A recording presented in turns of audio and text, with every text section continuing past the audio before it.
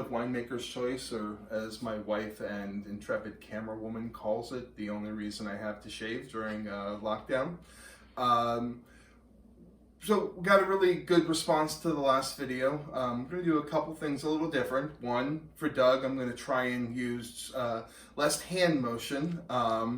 Very hard for me. And then somebody had suggested that we should also taste some of the wines while we're doing this. So obviously we only drink one bottle at a time, so I'm not going to taste both wines, but I am going to taste one depending on which one's going to pair best with the dinner we're having. So this edition, we have wines from Cana Vineyards. Cana is out in Middleburg. They opened in 2018. Beautiful views if you ever get a chance to go out there. And the winemaker is Melanie Natoli. First met Melanie back in probably 2015 when she was an assistant winemaker at Fabioli Cellars. Very excited to see her grow and become, a great winemaker in her own right. And she's done some amazing things at Cana, so I asked her to send me a couple bottles. I don't know what I'm opening yet, and so let's find out.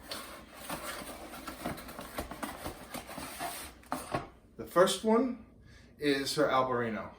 Albarino is a fantastic grape that is primarily known for being grown in Spain, but they do some really great Albarinos around Virginia. I know we love the Albarino out of Willowcroft, and there are some other vineyards that are starting to do it as in other places in Virginia as well, including Cana.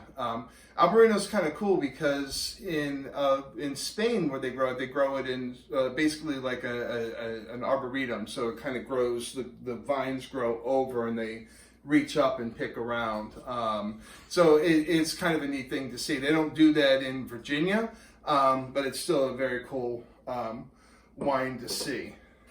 And then the second wine that Melanie picked is the Unité Reserve red wine. So this is a blend of 50% Merlot, 37% Cab Franc, and 13% Petit Verdot. So if you're familiar with the right bank of Bordeaux, Saint-Emilion, Pomerol, this would be a kind of blend of that kind of wine. I've actually had this wine before when we have a group of friends that we get together and do regular winery visits with, and we had this wine the last time we were out there. It's an excellent wine. It's the Petit Verdot in here gives it a little bit of power, which is really nice. But it blends and it drinks smoothly. The tannins are very soft at the end.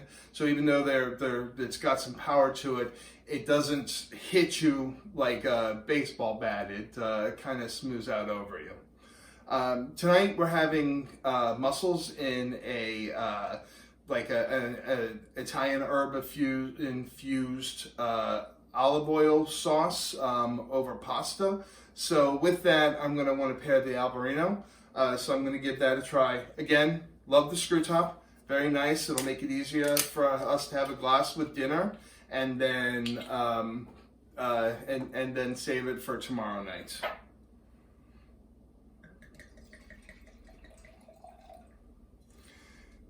And in case you were wondering whether or not any of this is real, as you can see, I did have a wine opener and a cut and a pourer all here ready to go, depending on what I had to open. Turns out I didn't need any of it.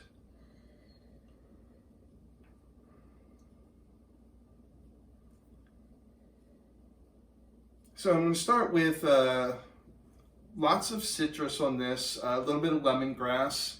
So kind of a nice, airy feel in terms of aromas.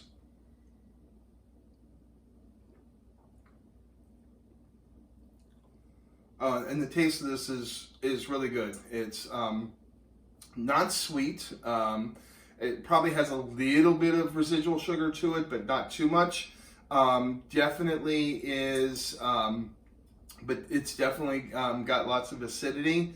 And brightness to it. So it's going to make a really nice combination with the pasta that we're having.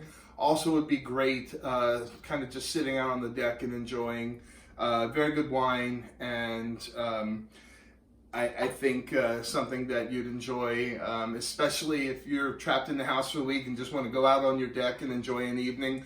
This would be a great wine to pair with that. So thank you for watching, and stay inside, maintain social distance, and definitely keep drinking local wine.